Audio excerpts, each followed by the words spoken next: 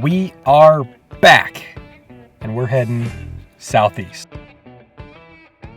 And over the next 5 days and 4 parts, this would be the setting for our trip.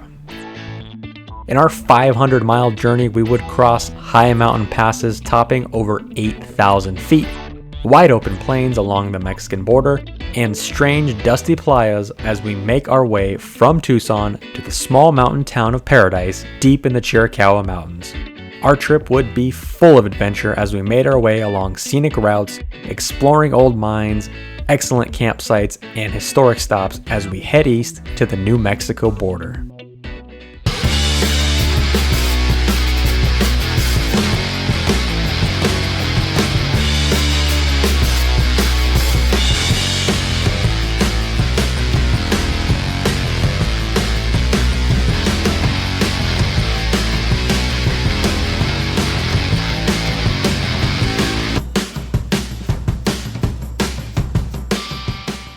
Hello everybody, and welcome to another AZ Off-Road special.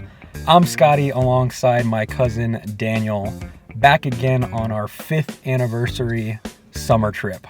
We are just south of Tucson near the Santa Rita Mountains, and we are heading for day 1 of this trip to Kentucky Camp. Yeah, we'll be staying at a ghost town.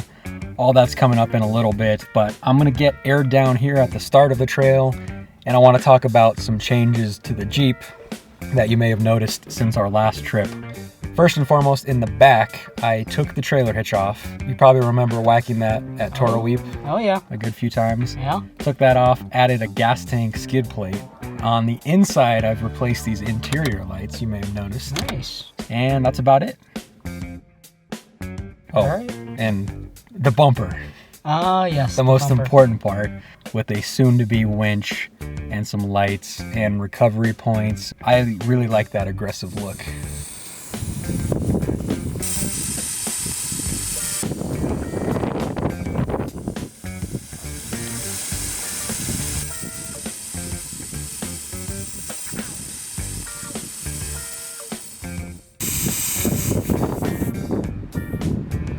You ready for the trip? Let's do this. Let's make it fist bump official. Let's go. After the Jeep was aired down and ready, we headed east from the paved road just outside of Green Valley. Our first obstacle was staring us right in the face. The Santa Rita Mountains rise up over 9,500 feet at their tallest and also contain the very scenic Madera Canyon just a little ways to the south. Our path would be taking us through the scenic Box Canyon stretch in the northern end of the range. This part of Arizona is known for its scenic sky islands, or large mountain ranges that jut out of the otherwise flat desert floor.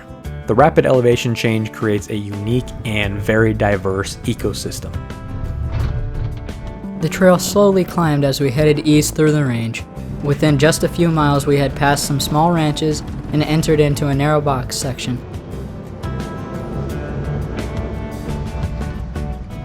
Here, the trail remained decently wide, however, we were met with a sheer rock wall on the left and a big drop on the right.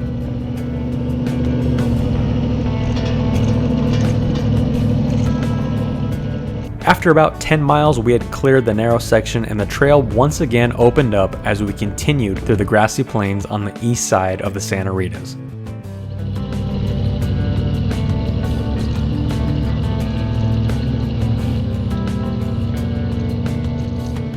The views were really something as we were treated to an expansive view of the surrounding valley.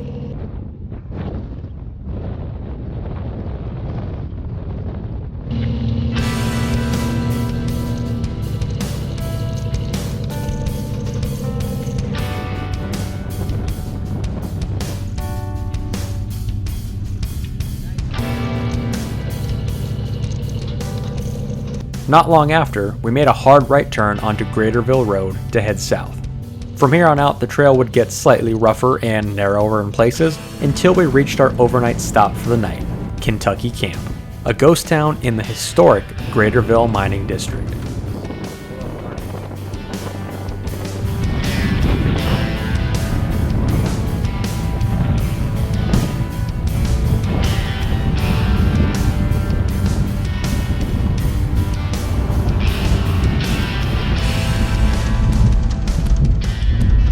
By 4 o'clock p.m., we had cleared some of the rougher stuff and headed east to reach the Kentucky Camp turnoff.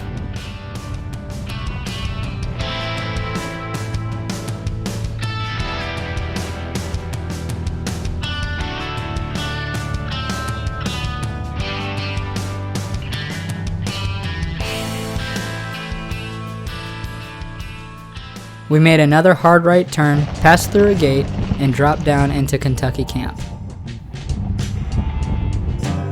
Oh ho ho, I see it.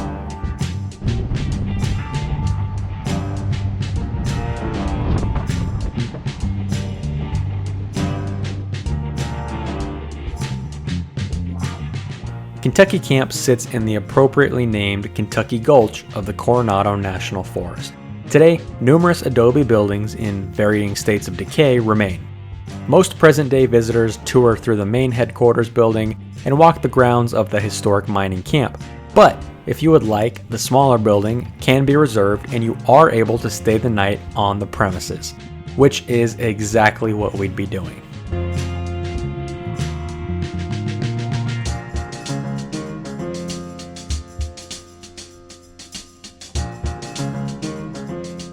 We quickly walked through the property, checking out the old buildings before opening up the cabin and unloading all of our gear for the night.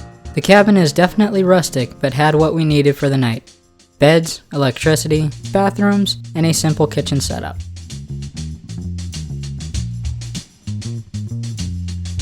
With some daylight remaining, we grabbed a quick snack, drink, and decided to tour the camp a little more. The history of Kentucky Camp begins back in 1874 when gold was first discovered here in the Santa Ritas. Early mining success was primarily through placer deposits, meaning there weren't many big, deep mines, but mostly surface deposits. Miners from all over came to the area to get in on the riches. People from back east flooded the area and named the nearby Boston and Kentucky gulches after their hometowns back east. Due to the proximity of the border, many local Mexican Americans also took part in the action. The area quickly swelled to over 500 people. By the late 1800s, most of the surface deposits had been played out and the population dropped. It was at this point in 1902 when the Santa Rita Water and Mining Company was founded in an attempt to revitalize the area, and in 1904, the current buildings were constructed at Kentucky Camp to serve as the headquarters. Mining engineer James Stetson, backed financially by George McCannany, started hydraulic mining in the area. Hydraulic mining consists of blasting high-pressure water at the surface to blast away debris and expose rich minerals. The water here at Kentucky Camp was piped over 8 miles through the high desert. Success was short-lived when Stetson died after falling out of a window of a Tucson hotel in 1905. McCannany later died in 1909, and with it, so did Kentucky Camp's success. The mining camp was sold for back taxes and became part of a large ranch owned by Tucson attorney Lewis Hummel.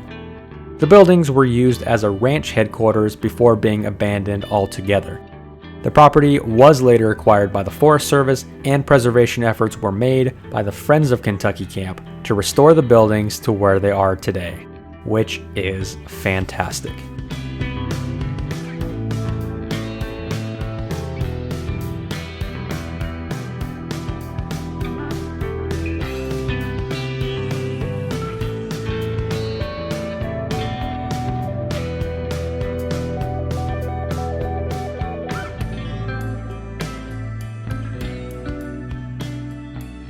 After walking around the old town site, the light was beginning to fade and it was time to start working on dinner. Tonight would be a little bit of a cheater night. Because Kentucky Camp only has a microwave and hot plate, we decided to bring some pulled pork leftovers from home for dinner. With a simple nuke in the microwave, we were enjoying some delicious homemade food in minutes, and had paired with a pickle spear and a corn on the cob.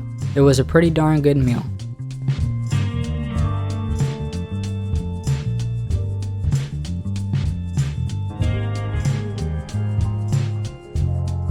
While today wasn't an overly long and difficult day, we decided to turn in early. Tomorrow would be a busy day, covering 50 miles of trail along the Mexican border.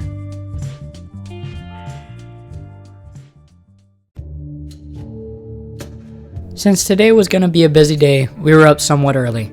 It was about 7 a.m. when I made it out of the cabin and took one last look around. We grabbed a light breakfast of donuts before we got to packing up the Jeep and cleaning up the cabin.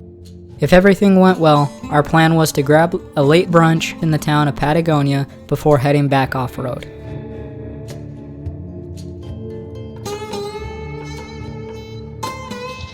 You ready? Yep. You sure? Nope. I can leave you here at Kentucky Camp. Don't do that to me. We left behind Kentucky Camp, climbed up the hill, through the gate, and proceeded to head east towards Highway 83. We were treated to ever-improving views as we headed east through the rolling hills.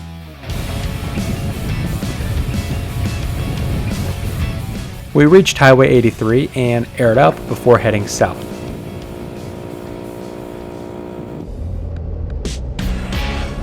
Within minutes of being on the highway, we reached Sonoyta, where we topped off on gas and ice before continuing west on Highway 82 towards Patagonia. Another 20 minutes later, we had arrived in Patagonia by about 10 o'clock. Since we were doing well on time, we stopped at the wagon wheel for a quick bite to eat. After refueling our food tanks, we continued south on Harshaw Road. The trail climbs into the Patagonia Mountains and eventually turns to dirt at Harshaw Townsite. We took the opportunity to air down and explore what was left over from a once bustling community. Not much remains of the town of Harshaw. A couple of buildings near the road and a cemetery on the west side of the road are all that remain. The cemetery has old graves dating back to the late 1800s. The town of Harshaw was established in the 1870s and was a large producer of silver. It boasted 2,000 residents by 1880 and produced a whopping $365,000 worth of valuable ore, making it one of the area's major producers. Most of the buildings, however, are on private property, so we were forced to continue south. The trail continued to climb, becoming more scenic as we headed south. After 9 additional miles, we reached the mining camps of Washington Camp and Duquesne. Not much remains at Washington Camp today, but numerous foundations, a couple of old mines, and a large hopper dating to the 1880s remain on the side of the trail. It makes for a nice quick stop along the route.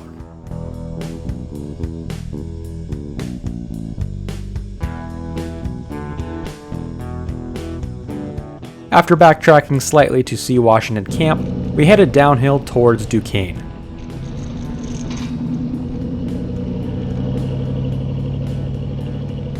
The town of Duquesne was established in 1890 by the Duquesne Mining and Reduction Company, all the way from Pittsburgh.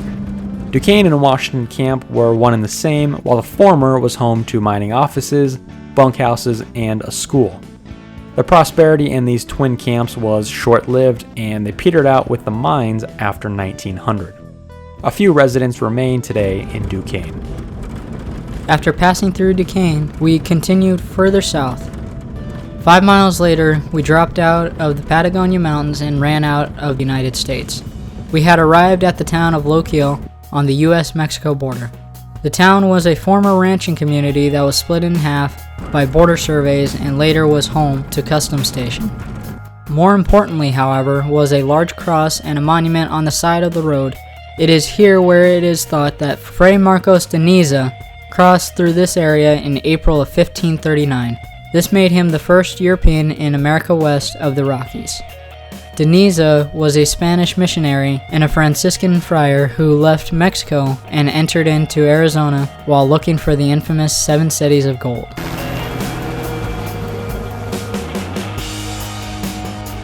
We continued east as we paralleled the international boundary. The fence was just 100 yards off to the right at some points, and large rolling plains of grass were off to our left. We were now in the scenic San Rafael Valley in between the Patagonia and Huachuca Mountains.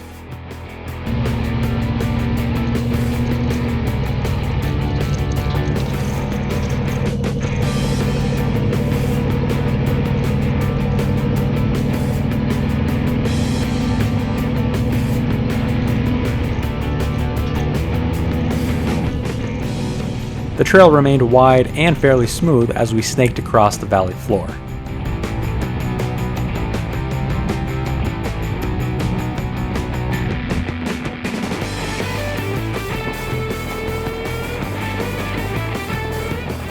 We passed a few ranches as we crossed into Cochise County.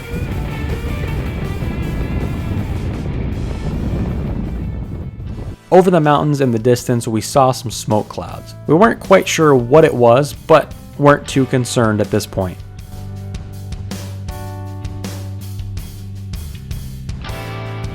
After the 30-mile mark, we began to climb as we approached the foothills of the Huachuca Mountains.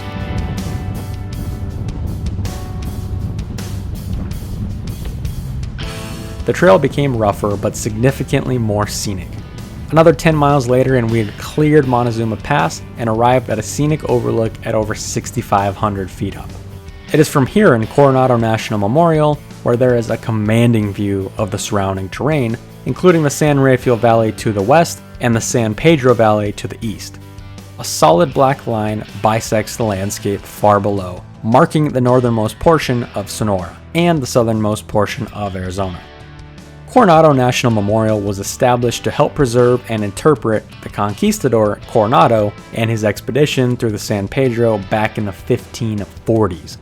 Coronado received earlier reports from Marcos de Niza, yes, that Marcos de Niza, and set out with a large party of over 1,000 people to search for riches and wealth associated with the 7 cities of gold.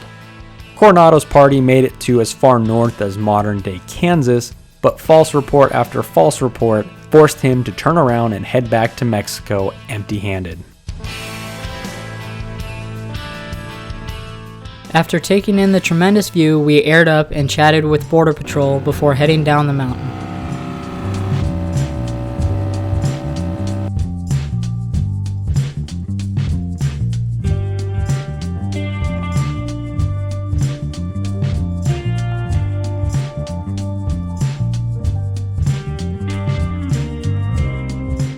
We continued east as the road became pavement and reached Highway 92. There was a problem, however. Ahead, emergency lights blocked the way and thick billowing smoke blocked the horizon. We were just 20 miles west of Bisbee and our overnight stop for the night. But an active brush fire shutting down the road would force us to take a detour to the north. After a quick detour through Hereford, we arrived in Bisbee by about 5:30. Bisbee sits in the Mule Mountains and serves as the county seat of Cochise County since 1929. It was in 1880 when copper, gold, and silver, among other things, was discovered in Bisbee.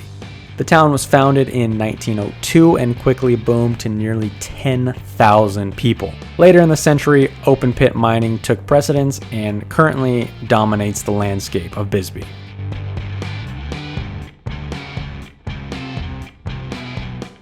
We stopped off to get a quick view of the massive Lavender Pit in the southern part of Bisbee. The Lavender Pit reaches down nearly 1,000 feet into the earth. It was getting late in the day and we headed north out of Bisbee, through the historic Mule Pass Tunnel and up to Juniper Flats.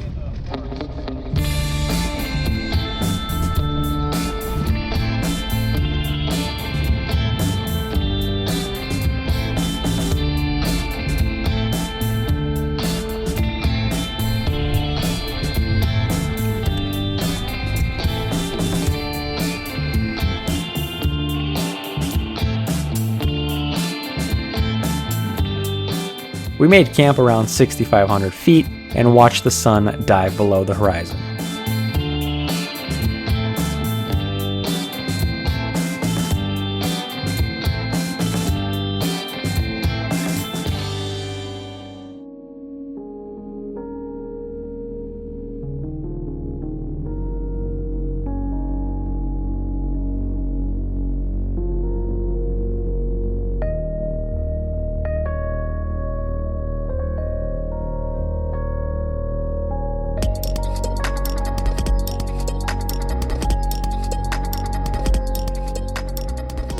We promptly got on tonight's dinner, which was burgers, sauteed veggies, and instant mashed potatoes.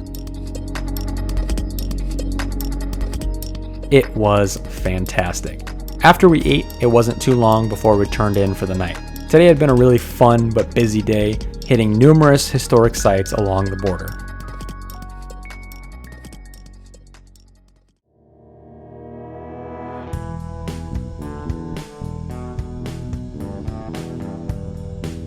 With an early tour scheduled today, we were up at nearly the crack of dawn. We heated some water for a quick oatmeal breakfast before breaking down camp and packing things up. It was about 8 o'clock when we hit the trail and dropped into Bisbee.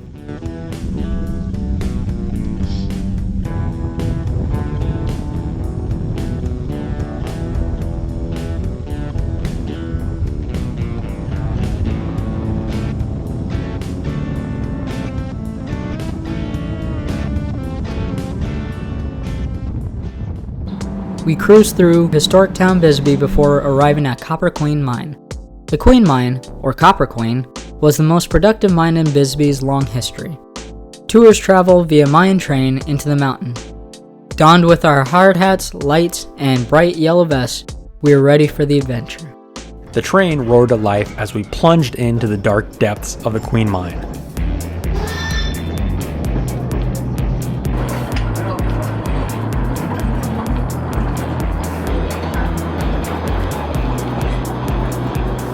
Our tour guides, Dave and Steve, would be there to explain some of the interesting tidbits and sections of the mine.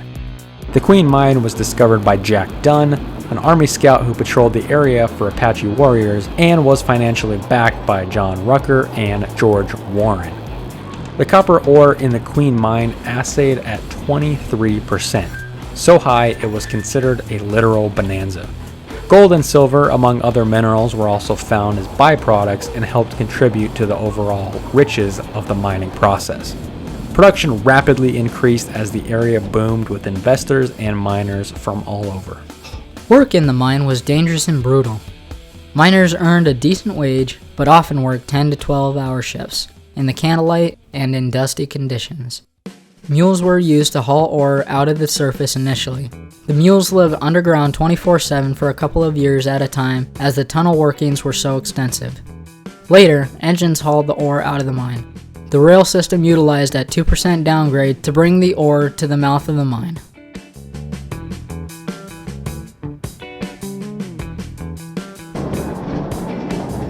We continued deeper into the mine on the trolley as we learned about drilling and blasting techniques used in this and other mines at the time. Drilling was a very dangerous job that typically consisted of 1 to 2 people per team.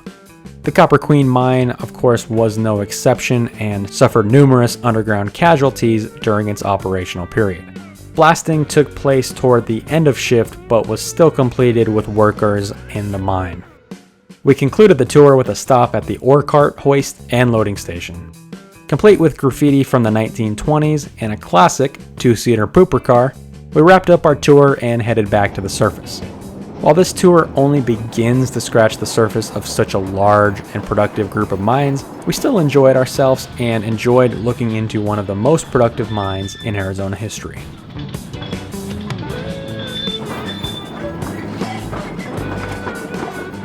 Back on the surface, we hopped back in the Jeep. We decided to immediately head north for our next destination and another popular mining town, Tombstone. We proceeded north on Highway 80 through Mule Pass Tunnel down towards the town Too Tough to Die.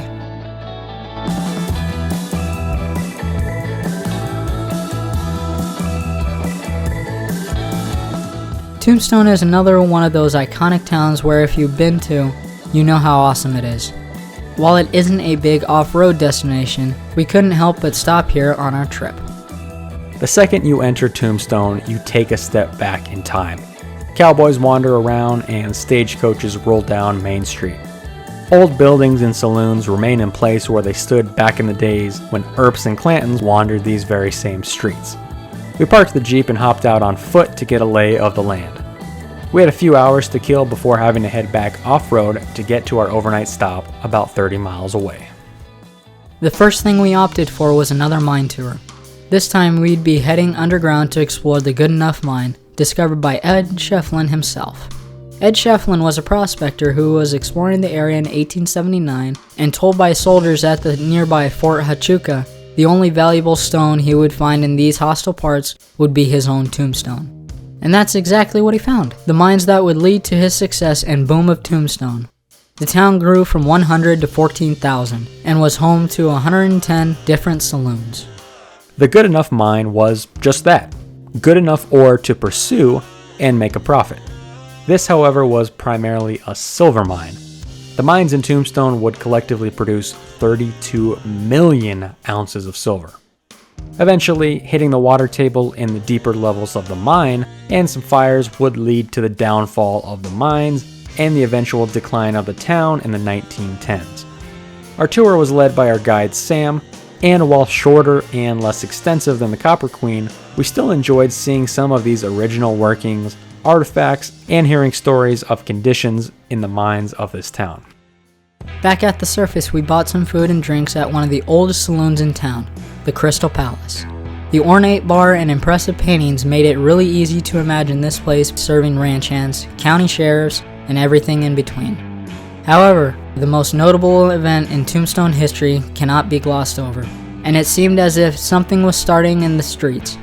It was near the OK Corral, October 26, 1881, when the Earps and Doc Holliday clashed with the Clantons and McLaurys over a political, personal, and family feud that left 3 dead on the streets of Tombstone. Those 3 that die are buried today in the nearby Boot Hill graveyard, along with plenty of other innocent and guilty citizens alike who were laid to rest for numerous and often interesting other reasons.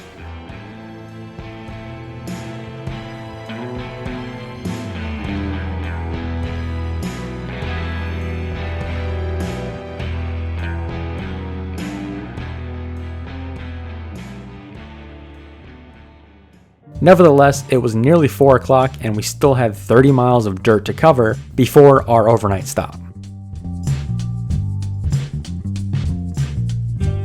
We departed Tombstone and aired down as we set our sights east on Middlemarch Road. This historic trail once connected Fort Bowie and Fort Huachuca and passes through the scenic Dragoon Mountains.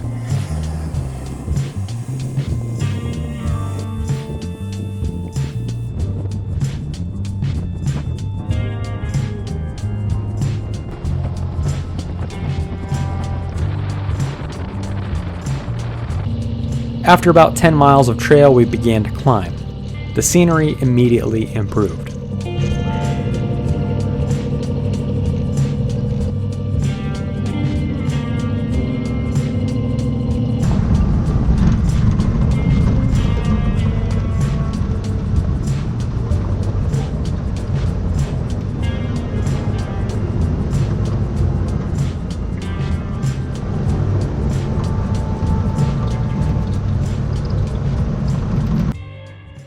Eventually, we reached the nearly 6,000 foot Middlemarch Pass and began to head down.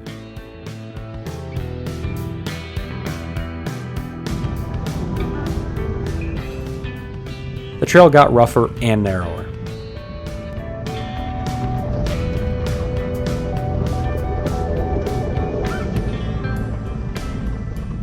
A short time later, we decided to take a detour off the main road to see if we could find an old mine up the wash.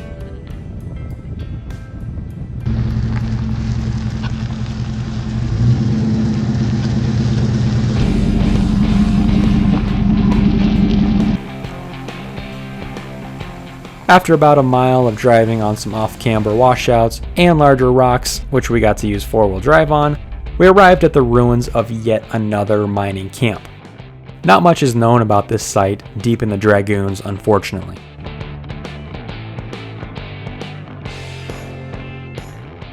We retraced our route and continued east into the Sulphur Springs Valley. We had made it to the east side of the Dragoons, began to head north towards Cochise Stronghold.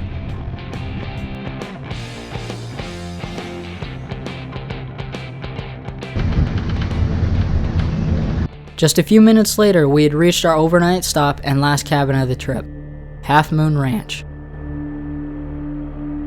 Nestled in the shadow of towering walls of Cochise Stronghold, this old ranch house was plenty big enough for the 2 of us.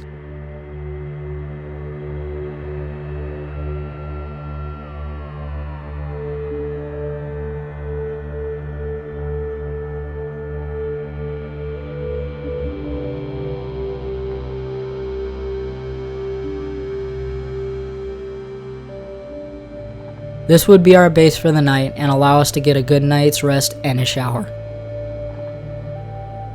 We were quite impressed with the cabin's amenities, which even included its own windmill.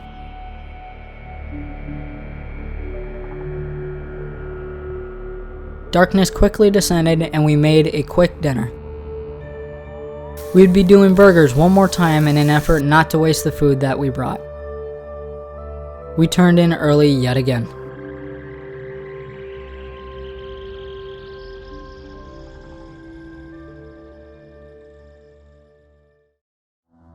After sleeping in a little, we woke up around 7:30.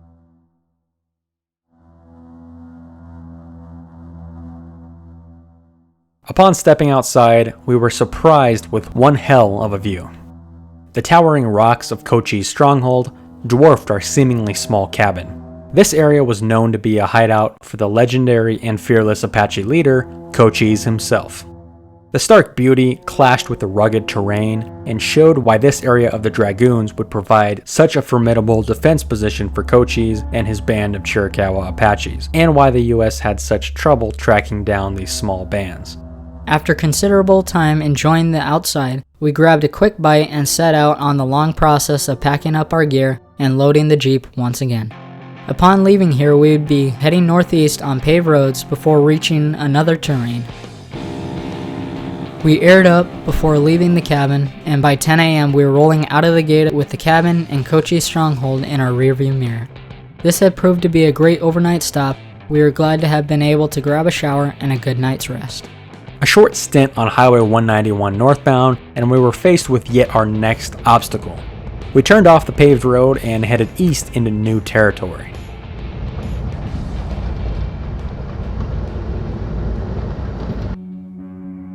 This was Wilcox Playa.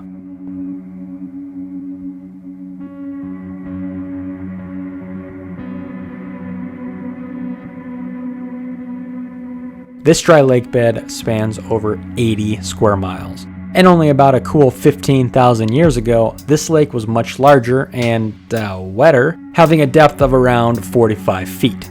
Since then, however, the lake has become a barren wasteland, home to an annual migration of birds, vehicle tracks, and an active rail line that splits the playa in two.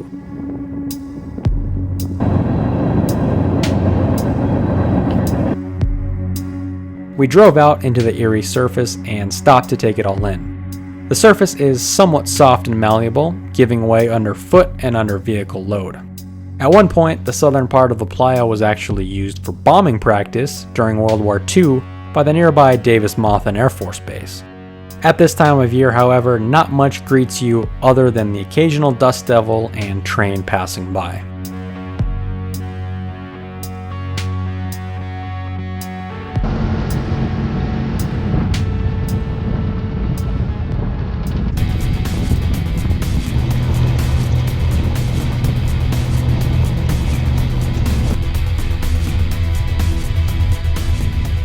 We set out eastbound on the playa and were actually able to cover the ground pretty quick. The Jeep didn't really struggle as we trucked along the strange terrain.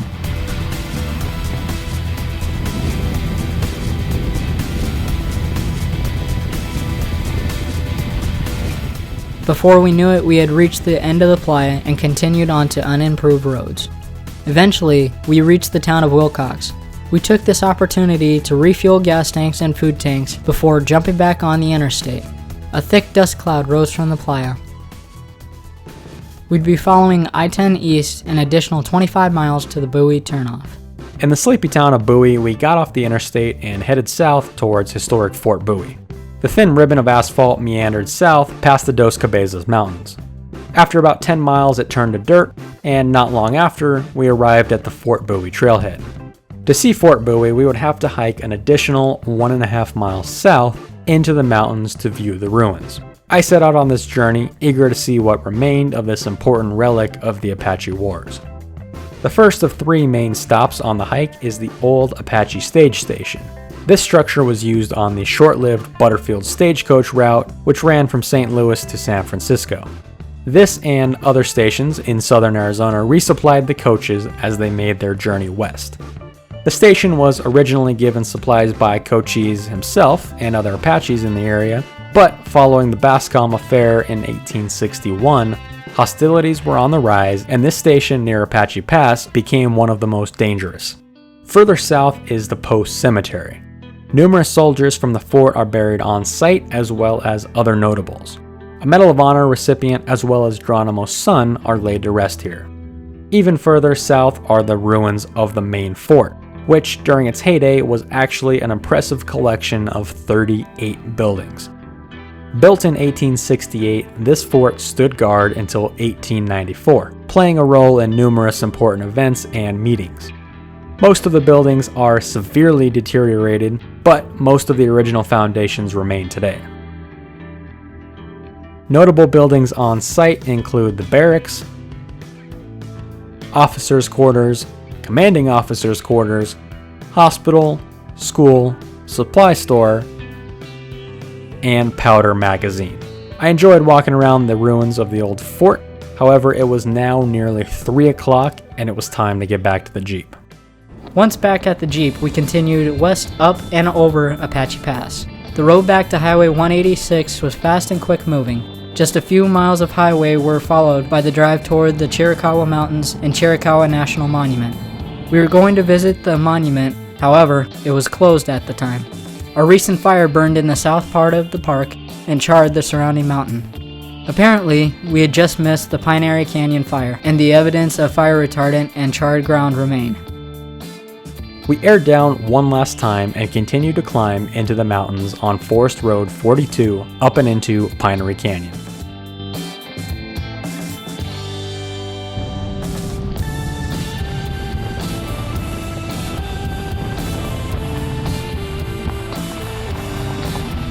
The road climbed, and just when we thought we were done, climbed a little bit more.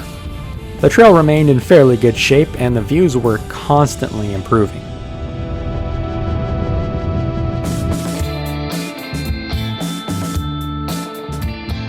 Eventually, we reached Onion Saddle and continued south as we approached our campsite. Up here, the elevation was around 8,000 feet, which wasn't a problem. What was a problem, however, was the wind. Even at 5 o'clock, the strong wind gusts made the mountain air quite chilly, and we were concerned about staying warm for the night. We drove around a little bit, looking at different camping options around the scenic Rustler Park area, before settling on a place in the shadow of Barfoot Lookout. We set up camp as the sun dropped below the horizon. We kept things close to the Jeep so we wouldn't have to worry about things blowing away.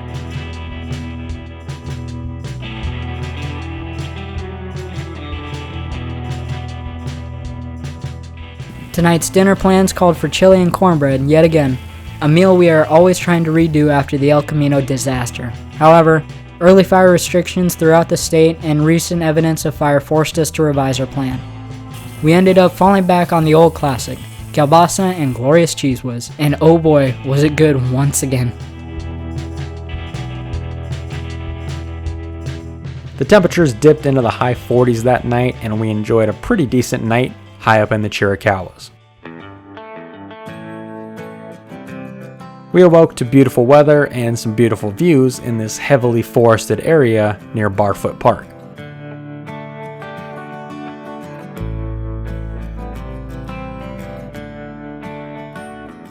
High up on the mountain peak above us were the remains of Barfoot Lookout, a fire tower built in 1935 and ironically burned in the 2011 Horseshoe 2 fire that consumed much of this area. After a healthy breakfast of oatmeal and Spam, we loaded up the Jeep one last time.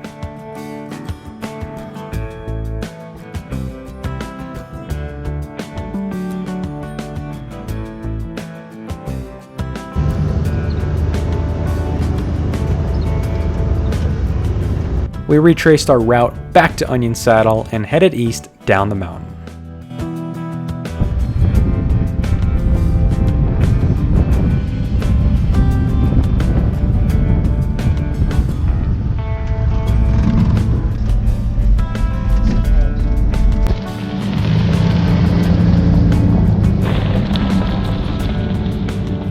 The trail dropped quickly. Within minutes we had traversed the narrow and winding mountain road, and the temperature was already beginning to warm up.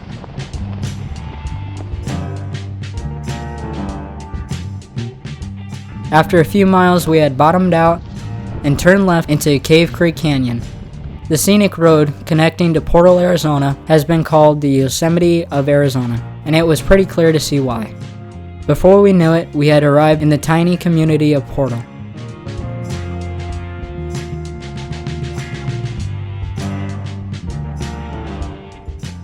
We headed west for one final stint on dirt roads.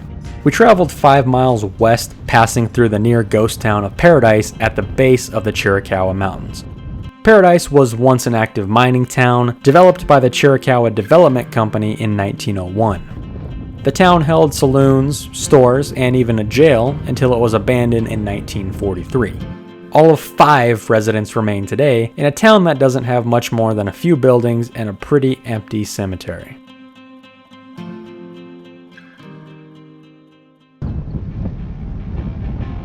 We continued north, finishing up the last few miles of our journey before hitting the blacktop the rest of the way home.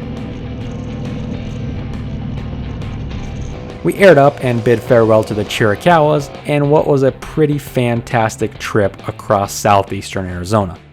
Our trip had covered about 500 miles of varying terrain, up steep mountains and across wide valleys along the Mexican border.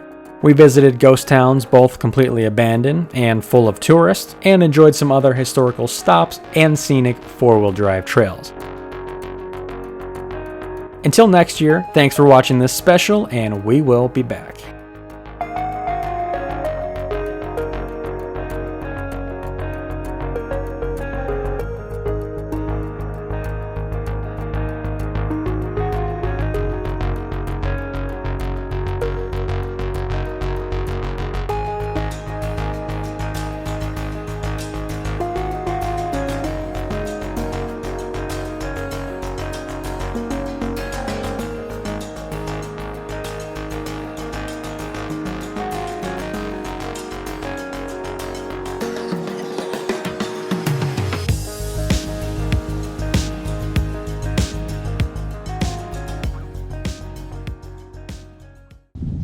Strapped on there. It's almost like they don't want you doing this.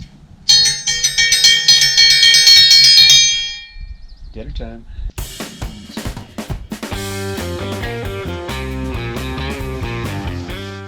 I mean, where does it say not to? It's implied.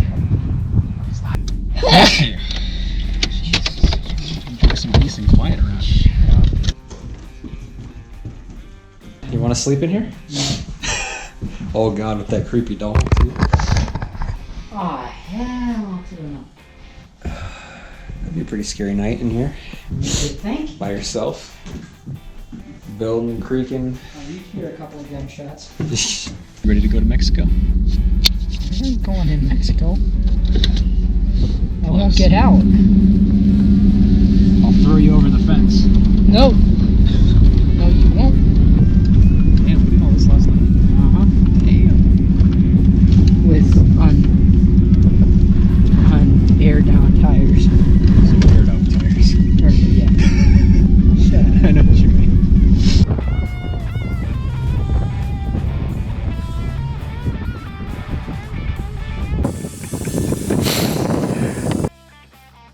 Whoa. Jesus Christ, man. Whew. Okay.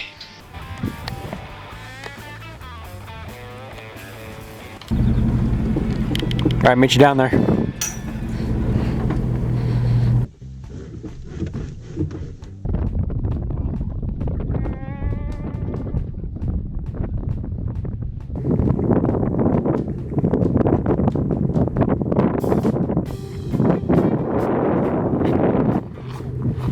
Stop. Can I ride your horse? Horse man.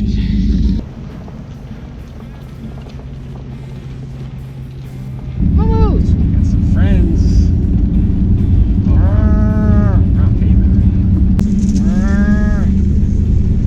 don't think you speak cow very well. No, I don't. Thank you. Whoa. Ooh, Good Lord, what died in there? Oh, there you go. It's You gotta provide your own, I guess. It's not much, but it's something, I guess.